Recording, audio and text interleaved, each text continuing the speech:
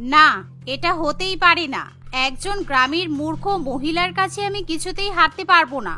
আমার বানানো লুচি তরকারি সব থেকে সেরা। আপনারা আমার সঙ্গে এরকম ভাবে চালাকি করতে পারেন না। আরে আপনি হারলেন কোথায়? আমরা আপনাকে আর মিসেস কাকুলিকে দুজনকে উইনার হিসেবে ঘোষণা করেছি, কারণ আপনাদের দুজনেরই রান্না করা লুচি তরকারি খেতে অসাধারণ হয়েছে। তাই আমরা জাজেসরা ভীষণই কনফিউজড। অনেক ভাবনা চিন্তা করার পরে আমরা এই সিদ্ধান্তে উপনীত হয়েছি। আজকে আমাদের লুচি তরকারি বানানোর কম্পিটিশনে আপনারা দুজনেই প্রথম স্থান অধিকার করেছেন।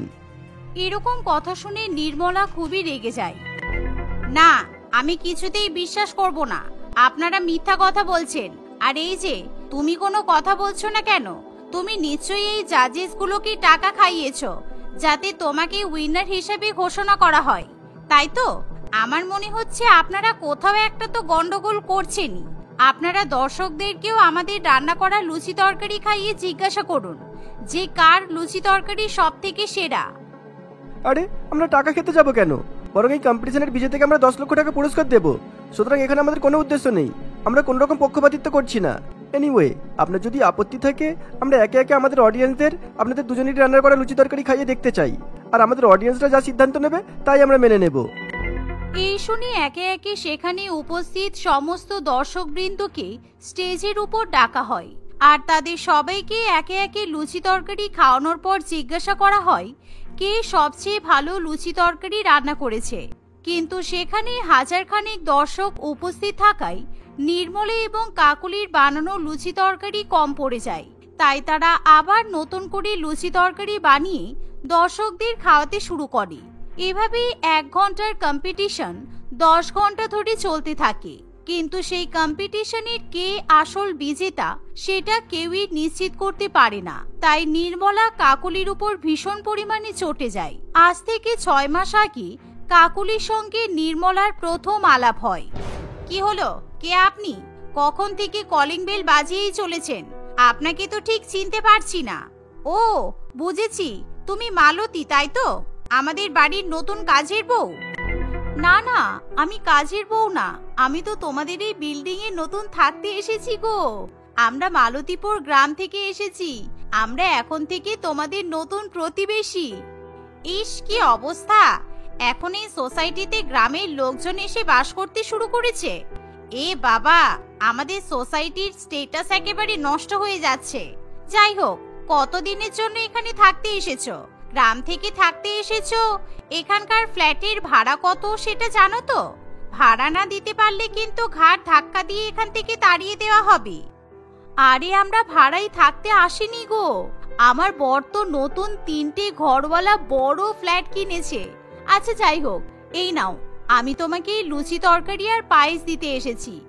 আমরা এখানকার নতুন প্রতিবেশী বলে আমি সবাইকে নিজে হাতে রান্না করে লুচি তরকারি আর পায়েস খাওয়াবো বলে ঠিক করেছি। ডিসগাস্টিং একেবারে! কোথা থেকে উঠে এসেছে গ্রামের মূর্খ গেও লোকজন। আমি চিনি না জানি না, আমি তোমার হাতে রান্না করা খাবার খাবো? তাছাড়া তোমার বানানো এই খাবার দেখে আমার ভক্তি হচ্ছে না। আমি নিজেও আজকে লুচি তরকারি রান্না করেছি। যাও এখান থেকে, খাবারগুলো নিয়ে চলে যাও। আর শোনো, আমি গ্রামের লোকজনকে একদমই পছন্দ করি না, তাই আমার থেকে দূরত্ব বজায় রাখবে। এভাবেই নির্মলা কাকুলিকে ভীষণই অপমান করে, যার ফলে কাকুলির খুবই খারাপ লাগে। আর এই পায়েসের স্বাদটাও তো মুখে লেগে যাচ্ছে একেবারে। না গো, আমি কোথাও থেকে রান্না বান্না শিখিনি। আসলে গ্রামে আমরা আগে যেখানে থাকতাম সেখানে আমাদের একটা বড় হোটেল ছিল। ওই হোটেলে আমি লুচি তরকারি রুটি মাংস সবজি অনেক কিছু রান্না করে বিক্রি করতাম। অনেক দিন ধরে রান্না বান্না করছি তো, তাই আমি ভালো রান্না বান্না শিখে গেছি। ওরে বাবা, তাই নাকি? তোমার সামনের ফ্ল্যাটেই নির্মলা বলে একজন থাকে। নির্মলার কিন্তু ক্লাউড কিচেন আছে। ও রান্না করতে খুব ভালোবাসে। ও বাড়িতেই রান্না বান্না করে অনলাইনে খাবারের অর্ডার নেয়। তুমিও কিন্তু করতে পারো, কারণ তুমি যেহেতু আগে হোটেল চালাতে আর তুমি এত ভালো রান্না বান্নাও করো, তাই তোমার হাতের রান্নাও কিন্তু সবার খুব পছন্দ হবে। এই শুনে কাকুলি খুবই খুশি হয়, কিন্তু সে অনলাইনে কিভাবে খাবারের ব্যবসা করতে হয় সে সম্পর্কে তার কোনো রকম ধারণা থাকে না। তবে সে মনে মনে ঠিক করে গ্রামের মতো সে এখানেও লুচি তরকারি বিক্রি করবে। তাই পরের দিন ভোরবেলা ঘুম থেকে উঠেই সেই লুচি তরকারি রান্না করতে শুরু করে দেয়। সে গ্রামীণ পদ্ধতিতে একেবারে ফুলকো লুচি, সবজি, মাংস ইত্যাদি রান্না করে তাদের সোসাইটির মেন গেটের সামনে চলে যায় আর সেখানে দাঁড়িয়ে দাঁড়িয়ে সে লুচি তরকারি বিক্রি করতে শুরু করে। লুচি তরকারি খাবে, লুচি তরকারি, ফুলকো ফুলকো গরম গরম লুচি আছে, সবজি আছে, মাংস আছে, 3টে লুচি, আনলিমিটেড তরকারি, মাত্র 30 টাকা, 30 টাকা, 30 টাকা। দারুণ স্বাদের লুচি তরকারি, মাত্র 30 টাকা। এমন সময় রমেশবাবু নামে একজন ব্যক্তি সেখানে এসে হাজির হয়। আরে, এখানে তো খুব কম দামে সস্তায় লুচি তরকারি বিক্রি হচ্ছে। ওই মহিলা এক একটা লুচি 20 টাকা করে দাম নেয়, আর এখান থেকে যদি আমি লুচি কিনি তাহলে 10 টাকা করে পেয়ে যাবো। আজকে ওই মহিলার কাছ থেকে লুচি তরকারি অর্ডার দেবো না, আজকে আমি আমার ফ্যাক্টরি লেবারদের জন্য এনারি লুচি তরকারি নেব। আসলে সেদিন রমেশবাবু নির্মলার কাছে 100 প্লেট লুচি এবং তরকারির অর্ডার দিতে আসে, কিন্তু সে যখন কাকলিকে সোসাইটির মেন গেটের সামনে দাঁড়িয়ে খুবই কম দামে লুচি তরকারি বিক্রি করতে দেখে তখন সে খুবই খুশি হয়। এই যে, তুমি এখনই আমাকে 100 প্লেট লুচি তরকারি প্যাক করে দাও তো। আর হ্যাঁ, আমি কিন্তু প্রত্যেকদিন এই সময় তোমার কাছ থেকে 100 প্লেট করে লুচি তরকারি নিয়ে যাব। ঠিক এমন সময় সেখানে নির্মলা চলে আসে। নির্মলা যখন রমেশবাবুকে কাকুলির কাছ থেকে লুচি তরকারি কিনতে দেখে তখন সে ভীষণই রেগে যায়। আরে, আপনি তো আমার পার্মানেন্ট কাস্টমার, আমি এতদিন পর্যন্ত আপনার ফ্যাক্টরিতে খাবার ডেলিভারি করে এসেছি, আজকে আপনি নিজে এখানে এসে এই গ্রামের মহিলার কাছ থেকে লুচি তরকারি কিনছেন? আপনি তো আমাকে ফোন করলেই আমি আপনার ফ্যাক্টরিতে লুচি তরকারি পাঠিয়ে দিতাম। না না, আসলে তোমার লুচি তরকারি খেতে খুব ভালো হলেও দাম অনেক বেশি, আর দিনের পর দিন তোমার লুচির সাইজটা অনেক ছোট হয়ে যাচ্ছে, তাই তোমার কাছ থেকে আমরা লুচি তরকারি কিনবো না। এই বলে রমেশবাবু কাকুলির কাছ থেকে লুচি তরকারি নিয়ে চলে যায়। অসভ্য ছোট লোক মহিলা কোথাকার, তুমি আমার ব্যবসাটা লাটে তুলতে চাইছো? দুদিন হলো না এখানে আসতে না আসতেই তুমি আমার সঙ্গে কম্পিটিশন করছো। সিকিউরিটি, এখানে আপনাদের কি জন্য রাখা হয়েছে? এই গ্রামের মূর্খ মহিলা ফ্ল্যাটের পরিবেশটাকে নষ্ট করে দিচ্ছে।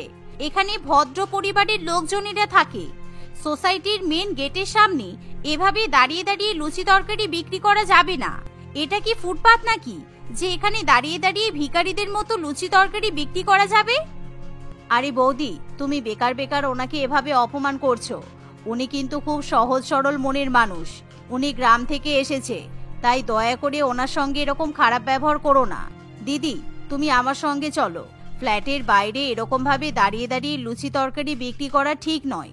তুমি অনলাইনে খাবারের ব্যবসা করো, আমি তো তোমাকে ক্লাউড কিচেন ওপেন করার কথা বলেছিলাম, কিন্তু তুমি হয়তো আমার কথা বুঝতে পারোনি। চলো, আমি তোমাকে শিখিয়ে দেব তুমি কিভাবে শহরের ফ্ল্যাটে থেকেই ক্লাউড কিচেন ওপেন করতে পারবে। এভাবে ললিতা কাকলিকে খুবই সাপোর্ট করে, যা দেখে নির্মলা হিংসায় জ্বলে ওঠে। ললিতার সহযোগিতায় কাকলিও কয়েকদিনের মধ্যে ক্লাউড কিচেন খুলে ফেলে, আর যেহেতু তার হাতে রান্না করা খাবার খুব ভালো হওয়ায় ধীরে ধীরে তার কাস্টমারের সংখ্যা বাড়তে থাকে। বিশেষ করে সেই ফ্ল্যাটের লোকজন কাকলির হাতে লুচি তরকারি খেতে চায়। অন্যদিকে নির্মলার কাস্টমারের পরিমাণ দিনের পর দিন কেমন যেন কমতে থাকে, তাই সে রাগে হিংসায় একেবারে জ্বলে ওঠে। একজন অশিক্ষিত গ্রামের মূর্খ মহিলার কাছে আমি হেরে যাব? ওর জন্য আমার ব্যবসার এত ক্ষতি হচ্ছে, আমার কাস্টমারগুলো সব কেটে যাচ্ছে, আমাকে কিছু একটা তো করতেই হবে। এই বলে নির্মলা কাকলির ক্লাউড কিচেনের ওয়েবসাইটে গিয়ে খারাপ খারাপ কমেন্ট করতে শুরু করে। এমনকি সে তার বেশ কিছু বন্ধু বান্ধবদেরকেও কাকলির ক্লাউড কিচেনের ওয়েবসাইটে গিয়ে খাবারের খারাপ রিভিউ দিতে বলে, যার ফলে কাকলির কাস্টমার 2-1 দিনের মধ্যেই অনেকটাই কমে আসে। তবে বেশ কয়েকজন কাস্টমার এখনো পর্যন্ত কাকলির ফ্ল্যাটে এসে খাবারের অর্ডার দিয়ে যায়, তাই নির্মলা এবার সরাসরি তাদেরকে উস্কানি দিতে শুরু করে। এই যে, আপনারা যে এই মহিলার কাছ থেকে খাবার দাবার নিতে এসেছেন, একবার এই মহিলার ক্লাউড কিচেনের ওয়েবসাইটে গিয়ে দেখবেন তো, একেবারে বাজে বাজে রিভিউ ভর্তি। আমার সামনের ফ্ল্যাটেই তো থাকে, আমি জানি ও কিভাবে খাবার দাবার রান্না করে। ওর লুচি তরকারি খুবই ফেমাস, তাই তো? ইস ছি, আমার তো ওর হাতের লুচি তরকারির কথা শুনলেই বমি পায়। কেন, ওনার হাতের লুচি তরকারি তো খুব ভালো খেতে, তুমি এরকম বলছো কেন? আরে, ও তো প্রত্যেকদিন হাজার হাজার লুচি তরকারি বানায়, ও 2 হাতে ময়দা মাখতে পারে না তো, সেই জন্য পা দিয়ে চটকে চটকে ময়দা মাখে। শুধু তাই নয়, বাজার থেকে পচা গলা সবজি কিনে নিয়ে এসে তরকারি রান্না করে। ও খাবারে আবার বিভিন্ন রকমের ক্ষতিকারক ফুড কালার কেমিক্যাল ব্যবহার করে। ওই জন্য তোর খাবারগুলো খেতে এত টেস্টি হয়। ছি। এমন সময় কাকুলি সেখানে চলে আসে আর সে নির্মলার কথা শুনে বলে, এই যে আমার সঙ্গে কিসের শত্রুতা তোমার বলো তো? আমি তোমার কি ক্ষতি করেছি? আমি সৎ পথে পরিশ্রম করে টাকা উপার্জন করতে চাইছি, তাতে তোমার এত সমস্যা কেন? আমি গ্রামের মহিলা বলে আমি কি কোনো রকম ব্যবসা করতে পারবো না? এমন সময় সেখানে ধনঞ্জয় বাবু আসে। ধনঞ্জয় বাবু ছিল সেই ফ্ল্যাটেরই একজন বাসিন্দা, আর সেই সাথে সে অনেক বড় এক রেস্টুরেন্টের মালিকও ছিল। আরে আপনারা এরকম সবসময় রান্না বান্না নিয়ে ঝামেলা করেন কেন? আমার রেস্টুরেন্টে সামনের মাসে একটা রান্নার কম্পিটিশন রাখা হয়েছে, লুচি তরকারি রান্নার কম্পিটিশন। তোমরা দুজনে এই কম্পিটিশনে পার্টিসিপেট করো, তারপরেই জানা যাবে তোমাদের মধ্যে কে ভালো লুচি তরকারি বানাতে পারো। আমি কিন্তু এই কম্পিটিশনের উইনারকে 10 লক্ষ টাকা দেবো। এই শুনে নির্মলা এবং কাকুলি দুজনেই খুবই খুশি হয়। সেদিনই তারা সেই কম্পিটিশনে নাম নথিভুক্ত করে। কিছুদিন পর তারা দুজনে সেই কম্পিটিশনে অংশগ্রহণ করতে চলে যায়। কিন্তু তাদের দুজনেরই লুচি তরকারি খাওয়ার পর জাজেসদের ভীষণই ভালো লাগে, তাই দুজনকেই বিজেতা হিসেবে ঘোষণা করা হয়। কিন্তু নির্মলা কিছুতেই তাদের সিদ্ধান্ত মেনে নিতে চায় না। এমনকি দর্শকেরাও তাদের দুজনের হাতে লুচি তরকারি খাওয়ার পর কাকে বিজেতা হিসেবে মেনে নেবে ঠিক করতে পারে না। শেষ পর্যন্ত এরকম পরিস্থিতি দেখে কাকুলি বলে, আপনারা এক কাজ করুন, আপনারা বরং দিদিভাইকেই বিজেতা করে দিন, আমার কোনো অসুবিধা নেই। আমি একজন গ্রামের সহজ সরল মহিলা। আমি যে আজকে এরকম একটা জায়গায় দাঁড়িয়ে এতজনের মাঝে লুচি তরকারি রান্না করে সবাইকে খাওয়াতে পেরেছি, এটা আমার সৌভাগ্য। আর তাছাড়া উনি আমার প্রতিবেশী, ওনাকে এভাবে কষ্ট পেতে দেখে আমার মোটেই ভালো লাগছে না।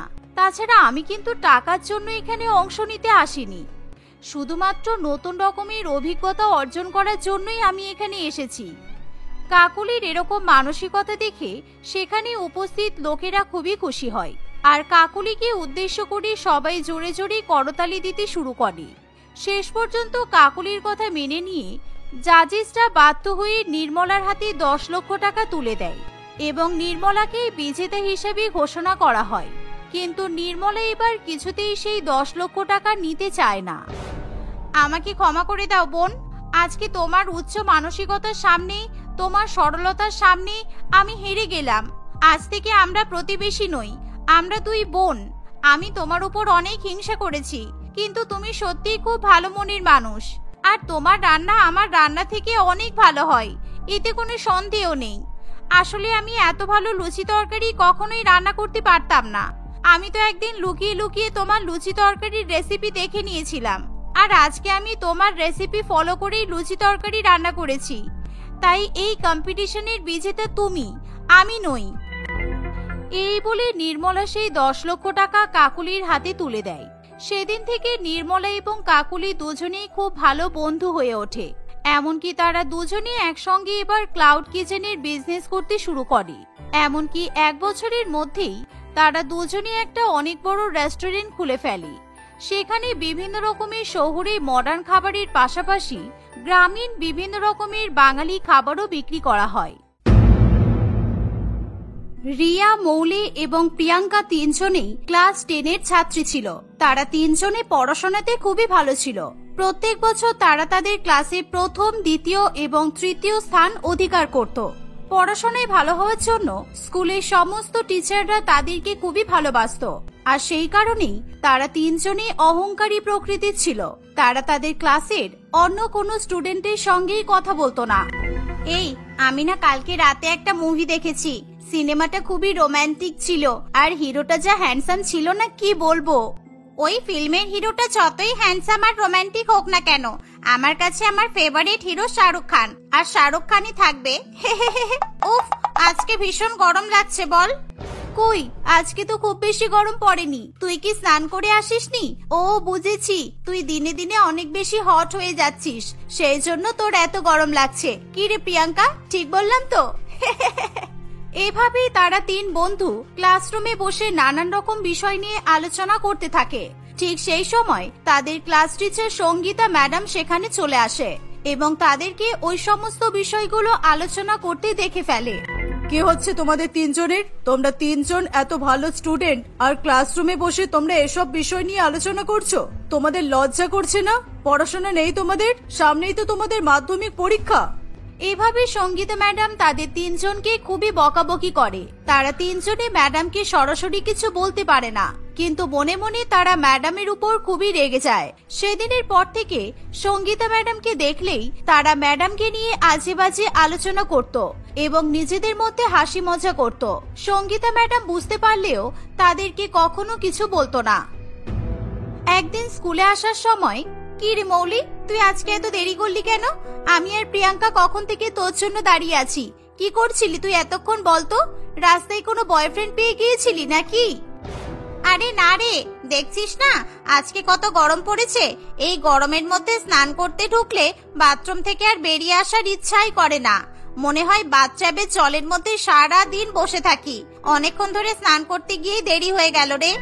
হ্যাঁ, তুই ঠিকই বলেছিস, আজকাল প্রচন্ড গরম পড়ছে। তোর বাড়িতে তবুও বাথটাব আছে, আমার তো তাও নেই। সকাল হতে না হতেই ট্যাঙ্কের জল এত গরম হয়ে যায়, গায়ে জল স্পর্শ করাই যায় না। আমার মাথায় একটা দারুণ আইডিয়া এসেছে। চল না আমরা এই গরমের মধ্যে তিনজনে ওয়াটার পার্কে ঘুরতে যাই। ওয়াটার পার্কে ঠান্ডা ঠান্ডা রং, ওয়াটার পার্কে ঠান্ডা ঠান্ডা ব্লু রঙের জলের মধ্যে সারাদিন মজা করব। উফ, আমার তো ভেবেই আনন্দ হচ্ছে। কি রে, তোরা যাবি তো? বল না। আইডিয়াটা কিন্তু খারাপ নয়। এই গরমের মধ্যে ওয়াটার পার্কে গেলে দারুণ মজা হবে। আমি সেই ছোটবেলায় একবার ওয়াটার পার্কে গিয়েছিলাম বাবা মায়ের সঙ্গে, তারপরে আর যাওয়া হয়নি। তোদের কি মাথা খারাপ হয়ে গেছে? আমার বাবা মা আমাকে কখনোই বন্ধুদের সাথে ওয়াটার পার্কে যেতে দেবে না। বাড়িতে বললে আমার বাবা মা নিজেই হয়তো আমাকে ওয়াটার পার্কে নিয়ে যেতে চাইবে, কিন্তু বন্ধুদের সাথে যেতে দেবে না। আরে আমাদের বাড়িতেও তো সেম প্রবলেম। আসলে আমাদের বাবা মায়েরা এখনো মডার্ন হতে পারলো না, পুরনো যুগের মানুষ হয়েই থেকে গেল। আমরা এক কাজ করব, আমরা বাড়িতে বাবা মাকে জানাবো না। আমরা যেরকম স্কুলে আসি সেরকমই স্কুলে আসবো, আর স্কুল বাঙ্ক করে আমরা ওয়াটার পার্কে ঘুরতে যাব। কি বলিস তোরা? হ্যাঁ হ্যাঁ, তাই করা হবে। আচ্ছা চল, এখন কিন্তু অনেক দেরি হয়ে গেছে। ক্লাসে দেরি করে গেলে ওই ঢঙ্গি সঙ্গীতা ম্যাডাম আবার আমাদের কথা শোনাবে। একদম দেখতেই ইচ্ছা করে না, শয়তান ম্যাডাম একটা। আর হ্যাঁ, ওয়াটার পার্কে যাওয়ার আগে কিন্তু অনেক প্ল্যানিং করতে হবে আমাদের। তিন বন্ধু এভাবেই কথা বলতে বলতে স্কুলে পৌঁছে যায়। তারা সেদিন ক্লাসের কোনো পড়াই মন দিয়ে শোনে না। কিভাবে এবং কবে তারা ওয়াটার পার্কে যেতে পারবে, এই ছিল তাদের প্রধান চিন্তা ভাবনা। তারা ক্লাস চলাকালীন নিজেদের মধ্যে কথা বলতেই থাকে। এই ওয়াটার পার্কে যেতে গেলে কিন্তু অনেক টাকা লাগবে। আমি যতদূর জানি ওয়াটার পার্কের টিকিট কিন্তু 800 টাকা। তারপর ওয়াটার পার্কে নামার কস্টিউম পরতে হবে, সেটার জন্য আলাদা টাকা দিতে হবে, আর তার উপর খাওয়া দাওয়া তো আছেই। ওরে বাবা, আমার কাছে তো এখন এত টাকা নেই। আমি এত টাকা এখন কোথায় পাবো? আমার মনে হয় না আমি ওয়াটার পার্কে যেতে পারবো। তোদেরকে নিয়ে না আমি আর পারলাম না। তোরা তো দেখছি বোকা হয়েই রয়ে গেলি। আরে আমরা 5-6 মাস পর মাধ্যমিক দেব। এখন আমাদের নানান রকম বইয়ের প্রয়োজন আছে, তাই না? বাড়িতে বলবি বই কিনতে 2000 টাকা লাগবে, ব্যাস তাহলেই তো পেয়ে যাবি। হ্যাঁ হ্যাঁ, আইডিয়াটা কিন্তু দারুণ। সত্যি রিয়া, তুমি তো খুব চালাক হয়ে যাচ্ছ দিন দিন। ঠিক আছে, হাতে টাকা পেয়ে গেলেই তাহলে আমরা ওয়াটার পার্কে চলে যাব। তিন বন্ধু বাড়িতে বই কেনার নাম করে তাদের বাবা মায়ের কাছ থেকে টাকা নিয়ে নেয়। তারা আর দেরি না করে ওয়াটার পার্কের উদ্দেশ্যে রওনা দেয়, কিন্তু তাদেরকে দেখে সিকিউরিটি গার্ড কিছুতেই ওয়াটার পার্কের ভেতরে প্রবেশ করতে দেয় না। তোমরা ওয়াটার পার্কের ভেতরে যেতে পারবে না, কারণ তোমরা তিনজনেই তো স্কুল ড্রেস পরে আছো। স্কুলের স্টুডেন্টদের ওয়াটার পার্কে অ্যালাউ করা হয় না। যাও যাও, এখান থেকে সরে যাও, বাকিদের ভেতরে প্রবেশ করতে দাও। এই শুনে তিন বন্ধুরই মন খারাপ হয়ে যায়। আমাদের তো একটা বারও এটা মাথায় আসেনি যে স্কুল ড্রেস পরে আমরা ওয়াটার পার্কে যেতে পারবো না। এত কষ্ট করে অত দূর থেকে এলাম আর আমরা ওয়াটার পার্কে যেতেই পারবো না। ধ্যাৎ, আমার ভালো লাগছে না। আমাদের কি তাহলে আর ওয়াটার পার্কে স্নান করা হবে না? উফ, কি গরম লাগছে। ভাবলাম ঠান্ডা জলে মজা করব, তা আর হলো না। এই দেখ, এই নিয়ে বেশি চিন্তা করে লাভ নেই। চল আজকে আমরা এদিক ওদিক ঘুরে সময়টা কাটিয়ে দিই, কারণ এখন তো আর স্কুলে যেতে পারবো না। আর কালকে আমরা ব্যাগে করে অন্য একটা জামা নিয়ে আসবো। রাস্তার কোনো পাবলিক টয়লেট থেকে ড্রেসটা পাল্টে নেব, তাহলে তো আর কোনো অসুবিধা হবে না। কি বলিস? আমার সাথে থেকে থেকে তোরাও কিন্তু খুব চালাক হয়ে যাচ্ছিস। যাই হোক না কেন, ওয়াটার পার্কে তো আমরা যাবই। এভাবেই তারা তিন বন্ধু তাদের প্ল্যান মাফিক পরের দিনই ব্যাগে করে অন্য ড্রেস নিয়ে বাড়ি থেকে বেরিয়ে পড়ে। রাস্তায় তারা পাবলিক টয়লেট থেকে নিজেদের স্কুল ড্রেস খুলে অন্য ড্রেস পরে নেয়। সিকিউরিটি গার্ড এবার আর তাদেরকে বাধা দিতে পারে না। তারা ওয়াটার পার্কে এসে সুইমিং পুলের ঠান্ডা নীল জল দেখে খুবই খুশি হয়ে যায়। এই আমি ওখানে দেখলাম অনেক রকমের ড্রেস পাওয়া যাচ্ছে, আমি তো হিরোইনদের মতো একদম ছোট জামাটা পরবো, তাহলে একটু হিরোইন হিরোইন ফিলিংস আসবে, আর আমরা তো দেখতে এমনিতেই সুন্দর, কি বলিস? এভাবেই তিন বন্ধু খুবই ছোট ছোট জামা পরে সুইমিং পুলে নেমে যায়। তারা তিনজন মিলে অনেক অনেক মজা করতে থাকে। উফ, এতদিন পর আমাদের মনের ইচ্ছাটা পূরণ হলো। ওয়াটার পার্কের সুইমিং পুলে স্নান করার জন্য কি না কি করতে হলো আমাদের। হ্যাঁ রে, আর সেই জন্যই তো আজকে সারাদিন আমি জলের মধ্যেই থাকবো, সুইমিং পুল থেকে আমি কিছুতেই উঠবো না। এই আমাদেরকে কেউ দেখে ফেলবে না তো? যদি কেউ দেখে ফেলে তাহলে কিন্তু সর্বনাশ হয়ে যাবে। আরে না না, সেটার কোনো চান্সই নেই। আমাদের বাড়ির লোকেরা কি ওয়াটার পার্কে স্নান করতে আসবে? আর তাছাড়া আমরা পড়াশোনায় এত ভালো, আমাদের বাবা মাকে যদি কেউ গিয়ে বলে তোমাদের মেয়েরা ওয়াটার পার্কে স্নান করতে এসেছে, আমাদের বাবা মা তো বিশ্বাসই করবে না। হ্যাঁ রে, এটাই কিন্তু আমাদের প্লাস পয়েন্ট। ভালো পড়াশোনা করো আর তার সাথে যা ইচ্ছা করো, কেউ ধরতেই পারবে না যে আসলে আমরা কেমন। এই বলছি যে তিনজন মিলে স্নান করতে করতে বোরিং লাগছে, যদি এখানে হ্যান্ডসাম দেখতে কয়েকটা ছেলে থাকতো তাহলে কিন্তু দারুণ মজা হতো, কি বলিস? তারা এরকম বলতেই সেখানে সুন্দর দেখতে বেশ কয়েকটা ছেলে চলে আসে। ছেলেগুলোকে দেখে তিন বন্ধু যেমন খুশি হয়, অপরদিকে ওই ছেলেগুলো সুন্দরী তিন মেয়েকে দেখে খুবই খুশি হয়। রিয়া, মৌলি এবং প্রিয়াঙ্কা কিছু সময়ের মধ্যেই তাদের সঙ্গে বন্ধুত্ব পাতায়। তারা ছেলেদের সঙ্গে একসঙ্গে সুইমিং পুলে অনেক মজা করতে থাকে। ঠিক তখনই রিয়ার পরিচিত তাদের পাড়ারই প্রতাপ নামের একটি ছেলে তার এক বন্ধুর সঙ্গে সেখানে আসে। রিয়াকে দেখে প্রতাপ একেবারে চমকে ওঠে। ও সুন্দরী, তাহলে বন্ধুদের সঙ্গে ওয়াটার পার্কে এসে মজা করছো? আমি প্রিয়াকে অনেকবার বলেছিলাম আমার গার্লফ্রেন্ড হওয়ার জন্য, আমি বয়সে বড় বলে আমাকে কিছুতেই পাত্তা দিল না, আর এখানে এসে কম বয়সী ছেলেদের সঙ্গে ফুর্তি করছো? দাঁড়াও, তোমাকে দেখাচ্ছি মজা। তুই কিভাবে মজা দেখবি দোস্ত? তুই কি করতে চাইছিস তুই বলতো? রিয়ার বন্ধু দুটোও তো দারুণ দেখতে, ইস এদের মধ্যে যদি একজনকে আমি পড়াতে পারতাম কতই না ভালো হতো। দাঁড়া দাঁড়া, চুপ কর, ফোনটা বের করি, এদের ভিডিও শুট করতে হবে। সাইড হয়ে দাঁড়া, ওরা যেন আমাদেরকে দেখতে না পাই। এভাবে প্রতাপ তার ফোনে তিন বন্ধুর স্নান করার ভিডিও রেকর্ডিং করতে থাকে। রিয়া, মৌলি কিংবা প্রিয়াঙ্কা কিছু বুঝতেও পারে না, ছেলেগুলোর সঙ্গে আনন্দ করতেই তারা ব্যস্ত ছিল। এভাবেই সুইমিং পুলে স্নান করতে করতে কখন যে বিকাল হয়ে যায় তারা বুঝতেও পারে না। তিন বন্ধুরই বাড়ি ফিরতে সন্ধ্যা হয়ে যায়। তারা তিনজনেই মনে মনে খুবই টেনশনে ছিল। কিরে রিয়া, আজকে তোর বাড়িতে আসতে এত দেরি হলো কেন? তুই তো অন্যদিন 5টার সময় বাড়ি চলে আসিস, আর আজকে সন্ধ্যা 7টা বেজে গেল। কোথায় ছিলিস এতক্ষণ? আর বলো না মা, আমাদের ওই যে রাগী সঙ্গীতা ম্যাডাম আছে না, আজকে আমাদের সবার এক্সট্রা করে ক্লাস নিল। আসলে সামনেই আমাদের মাধ্যমিক পরীক্ষা তো, আর তো 5-6 মাস বাকি আছে, দেখতে দেখতেই কেটে যাবে। হ্যাঁ তো, আর বেশি সময় বাকি নেই। আমার মেয়েটা ভালো রেজাল্ট করার জন্য কত পরিশ্রম করছে। তুই হাত মুখ ধুয়ে নে মা, আমি তোর খাবার বেড়ে দিচ্ছি। আজকে খুব খিদে পেয়েছে মা, আমি বাড়ির খাবার আজকে খাবো না। আজকে তুমি বাইরে থেকে আমাকে বার্গার, পিৎজা অর্ডার করে দাও। সেদিন তিন বন্ধুর কিছুতেই পড়াতে মন বসে না, তাই তারা রাত্রিবেলা শুয়ে শুয়ে নিজেদের মধ্যে গ্রুপ ভিডিও কলে কথা বলতে থাকে। ঠিক তখনই হঠাৎ করে তাদের ফোনে একটা ভিডিও আসে, আর সেই সাথে একটা অচেনা নাম্বার থেকে তাদের ফোনে মেসেজ আসে। ভিডিওটা দেখে এবং মেসেজটা পড়ে তারা তিনজনেই খুবই ভয় পেয়ে যায়। এ কি, আমাদের সুইমিং পুলে স্নান করার ভিডিওটা কে রেকর্ড করেছে? সর্বনাশ করেছে রে, যেটার ভয় পাচ্ছিলাম সেটাই হলো।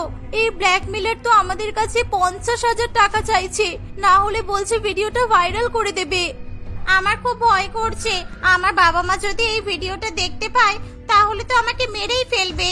আমরা কত ছোট ছোট জামা পরে আছি, আর তার সাথে ওই ছেলেগুলোর সঙ্গে আমরা এভাবে ইয়ার্কি মজা করছি। কেউ যদি দেখতে পায় আমাদের তো মান সম্মানও থাকবে না। আমার মনে হয় এই ব্যাপারটা আমাদের বাবা মাকে বলে দেওয়া উচিত। আমাদের বাবা মা নিশ্চয়ই আমাদের হেল্প করবে, না হলে ব্ল্যাকমেলারটা আমাদের কিছুতেই ছাড়বে না। আমরা এত টাকা কোথায় পাবো? না রে, যাই হয়ে যাক না কেন, বাড়িতে কিছুতেই জানতে দেওয়া যাবে না, না হলে আমাদের বাবা মা আমাদেরকে মেরেই ফেলবে। আমাদেরকে যে কোনো ভাবে 50,000 টাকা জোগাড় করতেই হবে। কিভাবে তিন বন্ধু 50,000 টাকা জোগাড় করবে এই নিয়ে তারা বড্ড বেশি দুশ্চিন্তায় পড়ে। সেদিন রাতে তাদের ঘুম উড়ে যায়। পরের দিন স্কুলে গিয়ে তারা এই বিষয়টা নিয়ে আলোচনা করতে থাকে। তারা তিনজনেই খুবই ভীতিগ্রস্ত অবস্থায় ছিল। এভাবেই কয়েকদিন কাটে। তারা তিনজনেই সবসময় খুবই টেনশন করত। তারা কোনো রকম ভাবে পড়ায় মন দিতে পারত না। তাদের এরকম আচরণ দেখে সঙ্গীতা ম্যাডাম বুঝতে পারে নিশ্চয়ই তাদের সঙ্গে কিছু একটা হয়েছে। তাই সঙ্গীতা ম্যাডাম আলাদা করে তাদের তিনজনের সঙ্গে কথা বলে। আমি তোমাদেরকে যতদূর চিনি তোমরা সবসময় হাসি খুশি থাকো, কিন্তু কয়েকদিন ধরে দেখছি তোমরা তিনজনে খুবই টেনশনে আছো। কি হয়েছে তোমরা আমার সঙ্গে শেয়ার করতে পারো, আমি তোমাদের অবশ্যই হেল্প করব। তিন বন্ধু কোনো উপায় না পেয়ে কাঁদতে কাঁদতে তাদের সঙ্গীতা ম্যাডামকে সবকিছু বলে দেয়। আমি তোমাদেরকে হেল্প করব, কিন্তু তারপরে তোমাদের কথা দিতে হবে যে তোমরা মন দিয়ে পড়াশোনা করবে। আমার হাজবেন্ড একজন পুলিশ অফিসার। বাড়িতে গিয়ে নম্বরটা আর ভিডিওটা আমাকে সেন্ড করবে, বাকিটা আমি বুঝে নেব। আমি এর আগে তোমাদের অনেকবার সাবধান করেছি, কিন্তু তোমরা আমার কোনো কথা শোনোনি। আজকে দেখলে তো বড়দের কথা না শুনলে কেমন হয়।